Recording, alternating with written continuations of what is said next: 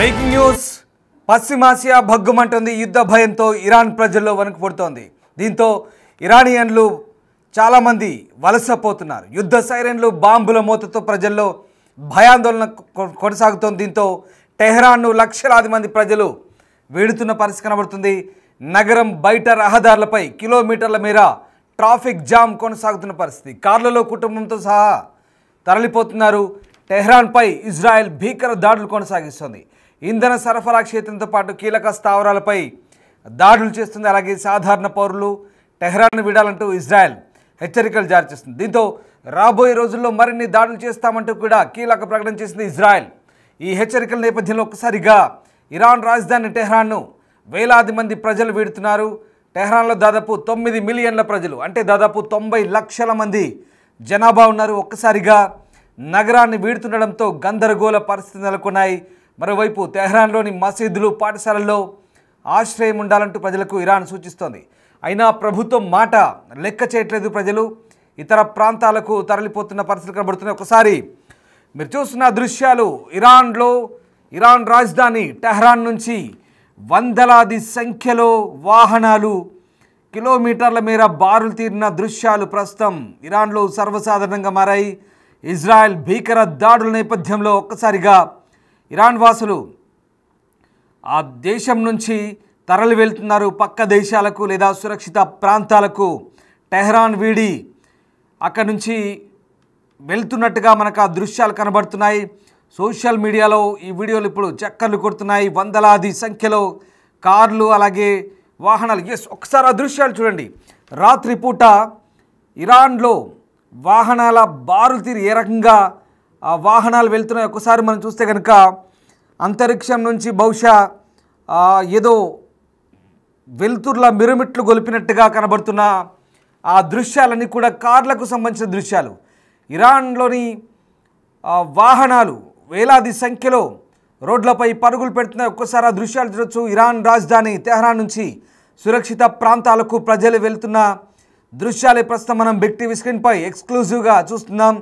Israel ఇరాన్పై భీకర దాడులు చేస్తుంది. ఈ నేపథ్యంలో ప్రధానంగా ఆయిల్ స్టేషన్లు, అలాగే ఇక సైనిక కార్యాలయాలు, అణుస్థావరాలపై భీకర దాడులు కొనసాగిస్తుంది. ఈ నేపథ్యంలో కొన్ని చోట్ల జనావాసాలపై కూడా మిసైళ్లు, డ్రోన్లతో విరుచుకుపడుతున్న పరిస్థితి. ఈ నేపథ్యంలో ప్రాణభయంతో ప్రజలు పరుగులు పెడుతున్న దృశ్యాలు, అలాగే వేల సంఖ్యలో కార్లు ఏ రకంగా ఇతర ప్రాంతాలకు తరలి వెళ్తుంది ఒకసారి ఆ దృశ్యాలు మనం చూడవచ్చు. ముఖ్యంగా చమురు క్షేత్రాలకు పెట్టింది పేరైన ఇరాన్ ఇప్పుడు పూర్తిగా ఆ చమురు నిల్వల కేంద్రాలపై ఇజ్రాయెల్ భీకర దాడులు చేస్తుంది. ఒకసారి ఆ దృశ్యాలు చూడండి. ఇరాన్ నుంచి టెహ్రాన్ నుంచి, ముఖ్యంగా రాజధాని టెహ్రాన్ నుంచి వేల సంఖ్యలో జనాలు వలసపోతున్న దృశ్యాలే ప్రస్తుతం మనం చూస్తూ ఉన్నాం. ఇక ఇజ్రాయెల్ మరిన్ని హెచ్చరికలు జారీ చేసింది. టెహ్రాన్లోని ప్రజలు సురక్షిత ప్రాంతాలకు తరలి వెళ్ళాలి, మేము మరిన్ని దాడులు చేయబోతున్నామంటూ ఇజ్రాయెల్ హెచ్చరికలు జారీ చేసిన నేపథ్యంలో ఇక ఇరాన్ ప్రజలు ప్రాణాలు కాపాడుకునేందుకు అక్కడి నుంచి బయలుదేరి వెళ్తున్నారు. ఒకసారి చూడండి. భారీ సంఖ్యలో వాహనాలు, కిలోమీటర్ల మేర క్యూ లైన్లలో ట్రాఫిక్ జామ్. పూర్తిగా ఏ రకంగా ఇరాన్ రాజధాని టెహ్రాన్ నుంచి వందల సంఖ్యలో వాహనాలు, అంతటి భారీ ట్రాఫిక్. ఒకసారి మనం చూడొచ్చు ఆ దృశ్యాలు ఎక్స్క్లూజివ్గా బిగ్ టీవీ స్క్రీన్పై చూస్తున్నాం. అలాగే రైల్వే స్టేషన్లో, ఎయిర్పోర్ట్లో మనం చూస్తున్న దృశ్యాలు ఎయిర్పోర్ట్ సంబంధించినవి. టెహ్రాన్ రాజధాని ఇరాన్ రాజధాని టెహ్రాన్ నుంచి విదేశీయులు కూడా దేశం విడిచి వెళ్లేందుకు ఇరాన్ కొన్ని ఆంక్షలు సడలించింది. అలాగే ఎయిర్పోర్ట్లో కూడా విపరీతమైన రద్దీ నెలకొంది. ఇటు ప్రపంచ దేశాలన్నీ కూడా తమ పౌరులు అప్రమత్తంగా ఉండాలంటూ సూచిస్తున్న నేపథ్యంలో ఇరాన్ను విడిచి ఇప్పటికే అమెరికా రాయబార కార్యాలయం నుంచి చాలామంది ఖాళీ చేశారు. అటు యూకే రాయబార కార్యాలయం నుంచి చాలామంది ఖాళీ చేశారు. యూకే పౌరులంతా కూడా ఆ దేశం విడిచి రావాలంటూ యూకే కోరింది. భారత్ కూడా తమ పౌరులు అప్రమత్తంగా ఉండాలంటూ సూచిస్తోంది. 10,000 మంది పౌరులు ఇరాన్ రాజధాని టెహ్రాన్లో భారతీయులు ఉన్నట్టుగా తెలుస్తోంది. వాళ్ళందరినీ కూడా సురక్షిత ప్రాంతాలకు తరలి వెళ్ళమంటూ భారత్ సూచిస్తుంది. ఒకసారి చూడండి ఆ దృశ్యాలు. కిలోమీటర్ల మేర ట్రాఫిక్. బాబోయ్, ఒకసారి చూడండి ఎంత దూరం నుంచి ఆ ట్రాఫిక్ ఒక్కసారి మీకే అర్థమవుతుంది.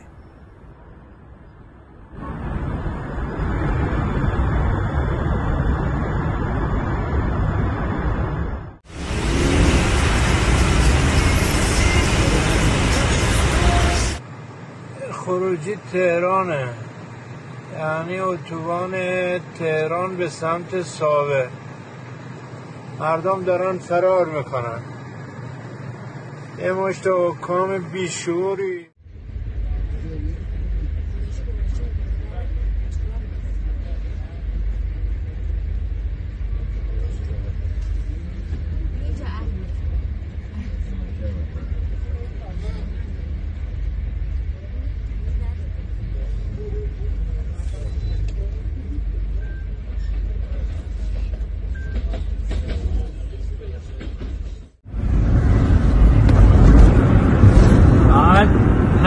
صبح ఆజాద్రాయ్ తెహరాన్ షుమాల్ చూసారుగా దృశ్యాలు. వందల సంఖ్యలో, వందలు కాదు వేల సంఖ్యలో టెహ్రాన్ నుంచి కార్లు బయలుదేరుతున్న దృశ్యాలు. టెహ్రాన్ నుంచి సురక్షిత ప్రాంతాలకు, ఇతర దేశంలోని ఇతర ప్రాంతాలకు, అలాగే ఇతర దేశాలకు కూడా వలస వెళ్తున్నట్టుగా మనకు అర్థమవుతుంది. ప్రధానంగా ఇరాన్ బోర్డర్ను ఆనుకున్నటువంటి మిగతా దేశాలకు కూడా అక్కడి నుంచి తరలి వెళ్తున్న దృశ్యాలు మనం చూస్తున్నాం. వేల సంఖ్యలో, వేలు కాదు లక్షల సంఖ్యలో, దాదాపు 90 లక్షల మందికి పైగా టెహ్రాన్లో, ఇరాన్ రాజధాని టెహ్రాన్లో నివాసం ఉంటున్నట్టుగా తెలుస్తోంది. వాళ్ళందరికీ కూడా ఇజ్రాయెల్ భారీ హెచ్చరికలు జారీ చేసింది. మరొకసారి భారీ దాడులకు ఇక తాము సిద్ధమవుతున్నట్టుగా ఇజ్రాయెల్ ప్రకటించడంతో వేలాది సంఖ్యలో ఒకసారి ఆ ప్రజలు మనం చూస్తే అర్థమవుతుంది. పెట్రోల్ బంకుల దగ్గర కూడా వేలాది వాహనాలు క్యూ కట్టాయి. అటు నుంచి హైవేలెక్కి ఒక్కసారిగా జనాలు అక్కడి నుంచి వెళ్తున్నారు. ఒకసారి దృశ్యాలు చూడండి. ఇది హెలికాప్టర్లో తీసిన దృశ్యం. ఇది మరోవైపు కిలోమీటర్ల మీద వాహనాలు ఒకసారి చూడండి ఎక్కడి నుంచి ఎక్కడ దారితీస్తున్నాయి. ఆ రౌండప్ అంతా కూడా ఒక బాక్స్లో మీరు చూస్తే కనుక దూరం నుంచి తీశారు. కొన్ని కిలోమీటర్ల మీద కంప్లీట్గా రౌండప్ అయినాయి వెహికల్స్ అన్నీ కూడా. మరోవైపు ఇది బహుశా ఫ్లైట్ లేదా హెలికాప్టర్ నుంచి తీసిన విజువల్గా మనకు అర్థమవుతుంది. పైనుంచి లేదా ఫ్లైఓవర్ నుంచి ఏదో కారులో నుంచి తీసిన దృశ్యాలే కావచ్చు బహుశా. కానీ ఒకసారి చూడండి ఆ చీకట్లో ఆ వెలుతుర్లు, ఆ లైట్ల వెలుతుర్లు చూస్తే కనుక డే అండ్ నైట్ ఏ రకంగా ఇరాన్ రాజధాని టెహ్రాన్ వీడి మిలియన్ల కొద్ది ప్రజలు, అంటే లక్షలాది మంది ప్రజలు ఏ రకంగా తరలి వెళ్తున్నారో మనకు అర్థమవుతుంది. ఎటు చూసినా యుద్ధ సైరన్లు, బాంబుల మోతతో ప్రజల్లో వణుకు పుడుతున్న పరిస్థితి. ఎందుకంటే ప్రాణాలు కాపాడుకునేందుకు అక్కడి నుంచి పరుగులు పెట్టాల్సిన పరిస్థితి. గతంలో కూడా అంటే మనకు గాజా పరిస్థితులు ఇరాన్ వాసులకు కళ్ళ ముందు కనబడుతున్నాయి. గాజాలో కూడా వెస్ట్ బ్యాంక్లో ఇలాగే వెళ్ళమని ఇజ్రాయెల్ హెచ్చరికలు జారీ చేసిన వెస్ట్ బ్యాంక్లో కావచ్చు, గాజాలో కావచ్చు పెద్దగా ఖాతరు చేయలేదు ప్రజలు. కానీ ఇరాన్ వరుస బాంబు దాడులతో ఒక్కసారిగా గాజాలో ఎంతటి ప్రాణ నష్టమో మనకు తెలిసింది. దాదాపు ఇప్పటి వరకు 55,000 మంది అధికారికంగా చనిపోయినట్టుగా చెప్తున్నారు గాజా ఆరోగ్య మంత్రిత్వ శాఖ.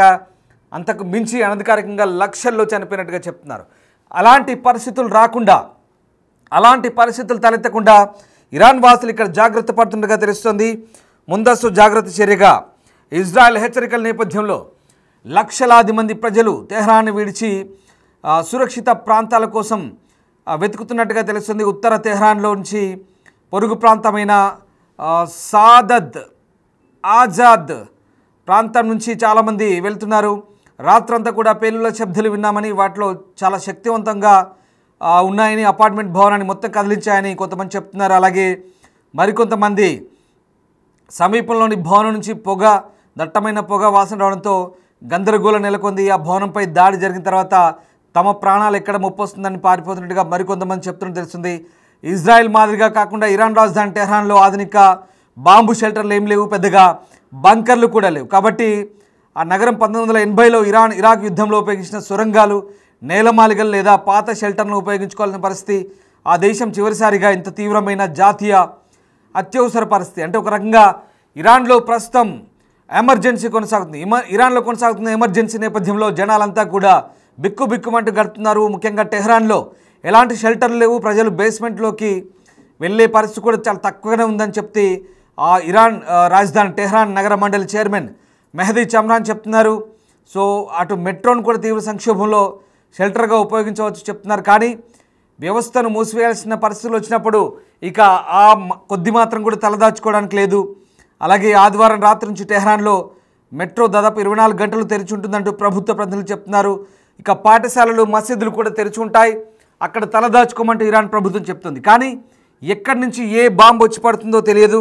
ఆ రకంగా పాఠశాలలు అలాగే మసీదులు, ఒకసారి మీరు గమనించండి, పాఠశాలలు మసీదులు కనుక వీటిపై దాడి చేయరనేది ఇరాన్ లాజిక్. ఇక్కడ పాఠశాలలు కానీ మసీదులు కానీ యుద్ధనీతికి వ్యతిరేకంగా ప్రార్థనా స్థలాలపై కానీ విద్యాలయాలపై కానీ దాడి చేయకూడదని ఒక లాజిక్. కానీ మనం గాజాలో చూసాం. గాజాలో ఏమైంది? ఈవెన్ ఆసుపత్రులు కూడా, హాస్పిటల్స్ కూడా టార్గెట్ చేశారు. ఎందుకంటే హమాస్ టెర్రరిస్టులు సరిగ్గా ఆ హాస్పిటల్స్ కిందే కమాండ్ కంట్రోల్ సెంటర్స్ని ఏర్పాటు చేసుకుని ఏకంగా ఇజ్రాయెల్ పైకి దాడికి తెగబడ్డారు. అలాంటి అనుభవాలు కోకొల్లలు. కానీ ఇక్కడ ఇరాన్లో కూడా అలాంటి పరిస్థితులే ఉండే అవకాశం ఉంది. కాబట్టి ఇక్కడ పాఠశాలలు మసీదులో దాక్కోమన్న ప్రజలు ఏమాత్రం లెక్క చేయట్లేదు. తమ ప్రాణాలు కాపాడుకునేందుకు ప్రభుత్వ ఆదేశాలను కూడా లెక్క చేయకుండా టెహ్రాన్ విడిచి వెళ్ళిపోతున్నారు. ఒకసారి దృశ్యాలు చూడండి. వందల సంఖ్యలో వేల సంఖ్యలో కార్లు. బహుశా ఈ పరిస్థితి, ఇంత ఎమర్జెన్సీ సిచ్యువేషన్ ఇరాన్లో ఇటీవల ఎప్పుడూ రాలేదు. ఎప్పుడో ఇరాన్ ఇరాక్ యుద్ధమైనప్పుడు బహుశా ఇలాంటి సిచ్యువేషన్ ఉంది. కానీ అప్పుడు పరిస్థితి వేరు. అప్పుడంతా కూడా ఫిరంగులు, ఆర్టిలరీ గన్లు ఎదురెదురుగా భూభాగంలోకి కొంతమేర అలా చొచ్చుకుంటూ వచ్చి ఆ యుద్ధ ట్యాంకులు లేదా ఫిరంగులో కాల్పులు జరుపుకుంటూ కొంతమేరకు ముందుకు చొచ్చుకొని వచ్చాయి. ఇప్పుడు ఆ యుద్ధం లేదు, ఆ పరిస్థితి లేదు. ఇప్పుడంతా స్మార్ట్. కూర్చున్న చోటే బటన్ నొక్కితే పక్క దేశంపై పడి పేలిపోవాల్సిందంతే. ఇక విమానాలు కూడా లేవు. విమానాల్లో వెళ్ళి బాంబులు వేసేంత సిచ్యువేషన్ టైం కూడా లేదు అక్కడ. కేవలం మిసైల్స్, డ్రోన్స్ కూర్చున్న చోట ఆపరేట్ చేస్తే పక్క దేశం యొక్క ఫిక్స్డ్ టార్గెట్ క్షణాల్లో నిమిషాల్లో అక్కడికి మిసైళ్ళు, డ్రోన్లు బాంబింగ్ చేయబడతాయి. చూడండి ఎంత మార్పు వచ్చింది. ఒకప్పటి ఆర్టిలరీ గన్స్ లేవు, ఒకప్పటి ఫిరంగులు లేవు, ఒకప్పటి యుద్ధనీతి లేదు, ఒకప్పటి భూభాగంలోకి చొచ్చుకుపోయి ఆక్రమించడాలు లేవు. ఇప్పుడంతా కూడా యుద్ధ తంత్రం మారింది. యుద్ధం జరిపే స్టైల్ మారింది కంప్లీట్గా. ఆకాశం నుంచి మిసైళ్ళు, డ్రోన్లు ఏ క్షణం నుంచి ఎటువైపు నుంచి ఏ వస్తాయో తెలియని పరిస్థితి. అలాంటి పరిస్థితిలో ఇప్పుడు ప్రజలంతా కూడా భయంతో వణుకుతున్న పరిస్థితి కనబడుతోంది. సో ఆ రకంగా ఇరాన్లోని నివాసాల ప్రాంతాలపై దాడి చేయడం ద్వారా ఇజ్రాయెల్ ఇక్కడ అంటే ఉల్లంఘించింది కొన్ని నిబంధనలు అంటూ టెహ్రాన్ నుంచి విమర్శలు వస్తున్నప్పటికి కూడా ఇజ్రాయెల్ పెద్దగా వాటిని పట్టించుకోవడం లేదు. సో మొత్తం మీద ఇప్పుడున్న పరిస్థితుల్లో అంటే నేను మీకు ఇందాక చెప్పాను, ఇరాన్ మిత్రదేశమైన హమాస్తో జరిగిన యుద్ధంలో ఇజ్రాయెల్ పాలస్తీనా భూభాగంలో కొన్ని ప్రాంతాలను నాశనం చేసింది. అలాగే గాజా జనాభా మొత్తాన్ని కూడా స్థానభ్రంశం చేసింది. మీకు మళ్ళీ చెప్తున్నాను, గాజాలో ఇప్పటి వరకు ఒక డజన్ల సంఖ్యలో తిరిగి వెళ్ళి మళ్ళీ వచ్చి ఉంటారు. కానీ ఉత్తర గాజా, దక్షిణ గాజా మొత్తం తుడిచిపెట్టిపోయింది ఇజ్రాయెల్ దాడిలో. ఇప్పుడు ఇరాన్ వాళ్ళకు కూడా ఆ పరిస్థితి రావద్దంటే ఖచ్చితంగా వాళ్ళు అక్కడి నుంచి వెళ్లాల్సిందే. ఇక్కడ ప్రధానంగా రాజధాని వదిలి వెళ్తున్న వాళ్ళు చాలామంది ఉత్తరం వైపు కాస్పియన్ సముద్రం దగ్గర వెళ్తున్నారు. అలాగే గ్రామీణంగా ఉన్నటువంటి కొన్ని ప్రాంతాల్లో వెళ్తున్న పరిస్థితి కనబడుతుంది. కాస్పియన్ సముద్రం వైపు వెళ్తున్నారు. అటు నుంచి ఇతర దేశాలకు వెళ్ళే అవకాశం కూడా మనకు కనబడుతుంది. టెహ్రాన్ నుంచి అయితే మొత్తం మీద ఉన్నత వర్గాలు కావచ్చు, మధ్యతరగతి వర్గాలు కావచ్చు, కంప్లీట్గా కంచి ఖాళీ చేస్తున్న పరిస్థితి కనబడుతుంది. అలాగే దక్షిణ మధ్య ఇరాన్లోని షిరాజ్ నగరంలో గ్యాస్ కోసం పొడవైన క్యూలు ఏర్పడుతున్నాయి. ఎందుకంటే అక్కడ గ్యాస్ స్టేషన్లో కంప్లీట్గా పెట్రోల్ ఫుల్ ట్యాంక్ చేయించుకుంటున్నారు, నింపుకొని వెళ్ళిపోతున్నారు. అలా రాత్రులు డే టైంలు కంప్లీట్గా షాప్స్ మూసేశారు, ఇల్లు తాళాలు వేశారు పూర్తిగా. అక్కడి నుంచి ప్రజలంతా కూడా వలస వెళ్తున్న పరిస్థితి కనబడుతుంది. ఒకవేళ యుద్ధం ఎన్ని రోజులు కొనసాగుతుందో చెప్పలేం, ఇంకా ఎవరెవరు ఆ యుద్ధంలో పాల్గొంటారో చెప్పలేం. యుద్ధం కనుక ముదిరితే పరిస్థితి అప్పుడు దారుణంగా ఉంటుంది. అప్పుడు కనీసం దేశం విడిచి పారిపోవడానికి కూడా పరిస్థితులు అనుకూలంగా ఉన్నాయి. కాబట్టి వెంటనే ఖాళీ చేస్తున్న పరిస్థితి కనబడుతుంది. సో ఇజ్రాయెల్ కూడా మరొకసారి హెచ్చరికలు జారీ చేసిన పరిస్థితుల్లో ఇజ్రాయెల్ తన ప్రాంతీయ శత్రువుపై ప్రాణాంతక దాడులు చేసిన తర్వాత ఇరాన్ ప్రజలను ఉద్దేశించి ఒక ప్రసంగం చేశారు నెతన్యాహు. ఇజ్రాయెల్ ప్రైమ్ మినిస్టర్ నిలబడి మీ గొంతులను వినిపించనివ్వండి అంటూ అంటే అటు వాళ్ళ పౌరులను కోరుతున్నారు, ఇజ్రాయెల్ పౌరుని. అలాగే దుష్ట అణచివేత పాలన నుండి మీ విముక్తి కోసం నిలబడడం ద్వారా ఇరాన్ ప్రజలు దాని జెండా వారసత్వం చుట్టూ ఐక్యంగా ఉండాల్సిన సమయం ఆసనమైందంటూ నెతన్యాహు ఇరాన్ ప్రజలకు చెప్తున్న పరిస్థితి. అంటే ఒక రకంగా వాళ్ళ దేశ ప్రజలకు కూడా ఇక్కడ హెచ్చరికలు జారీ చేస్తున్నారు. మీరు వెంటనే ఖాళీ చేసి వెళ్ళిపోండి, పరిస్థితి అయితే చేదాటుతోంది, ఇది ఎటుకైనా దారి తీయొచ్చు అంటూ చెప్తున్న పరిస్థితి. వాస్తవానికి ఆపరేషన్ రైజింగ్ లైన్ పేరుతో ఇరాన్లోని అనేక స్థావరాలపై ఊహించని దాడులు చేస్తున్నారు. ఇరాన్ అత్యున్నత సైనిక జనరల్లు, సైనికాధికారులు అణుశాస్త్రవేత్తలు, అలాగే ఇరాన్ మిలిటరీ చీఫ్ బాఘేరి, అలాగే Iran revolutionary guard chief IRGC chief Hosseini Salami, చాలామంది, ఒకటి కాదు ఇద్దరు కాదు, దాదాపు 10ల సంఖ్యలో టాప్ 10 కమాండర్స్ అందరినీ కూడా ఎలిమినేట్ చేసింది ఇజ్రాయెల్. అలాగే అణుశాస్త్రవేత్తల్ని ఎలిమినేట్ చేసింది. గ్యాస్ స్టేషన్లు, అణుశుద్ధి కర్మాగారాలు, ఒకటి కాదు రెండు కాదు, అసలు ఇరాన్ అంతా కూడా వణుకు పుడుతోంది. టెహ్రాన్ అంతా కూడా గజగజలాడిస్తోంది ఇజ్రాయెల్. ఇరాన్ కూడా తక్కువేం చేయలేదు, ఇరాన్ కూడా అలాగే దాడులు చేస్తుంది. టెల్ అవీవ్, ఇజ్రాయెల్ సంబంధించిన రాజధాని టెల్ అవీవ్, అలాగే హైఫా, జెరూసలేం, వాళ్ళపై వీళ్ళు విరుచుపడుతున్నారు. రకంగా పరస్పరం దాడులు కొనసాగుతుంది. కానీ ఇజ్రాయెల్ మాత్రం చాలా భీకర దాడులు చేస్తుంది. అది అంతు చిక్కని దాడులు, భయంకర దాడులు. ఇజ్రాయెల్ చేసే దాడులకు ఇరాన్ దగ్గర ఎదుర్కొనే సామర్థ్యం కూడా తక్కువే. ఎందుకంటే ఇజ్రాయెల్తో పోలిస్తే చాలా తక్కువ సామర్థ్యం ఉంది. కాబట్టి ప్రజలు వలస వెళ్తున్నట్టు మనకు చాలా క్లియర్గా తెలిసిపోతుంది ఆ దృశ్యాలు చూస్తుంటే. ఒకసారి ఆ దృశ్యాలు చూడండి, వందల సంఖ్యలో వేల సంఖ్యలో ఎలా పోతున్నారు జనాలు. ఎందుకంటే ప్రాణాలు కాపాడుకుంటే తర్వాత ఎలాగైనా మళ్ళీ దేశం తిరిగి రావచ్చు. కానీ ఆ యుద్ధంలో కనుక చిక్కుకుంటే తర్వాత బయటికి వెళ్ళడానికి కూడా మార్గం లేదు. చెప్పాను కదా, గాజా ఉదాహరణ అదే పరిస్థితి ఉంటుంది. ఇప్పటికే సిరియా, లెబనాన్, ఇరాక్, వీటన్నిటి మీద ఇజ్రాయెల్ ఎక్కడ వెనుకాడలేదు. వీళ్ళందరి మీద కూడా బాంబింగ్ చేసింది. హౌతీల మీద కూడా విరుచుపడింది. ఇప్పుడు ఇరాన్ వంతు వచ్చింది.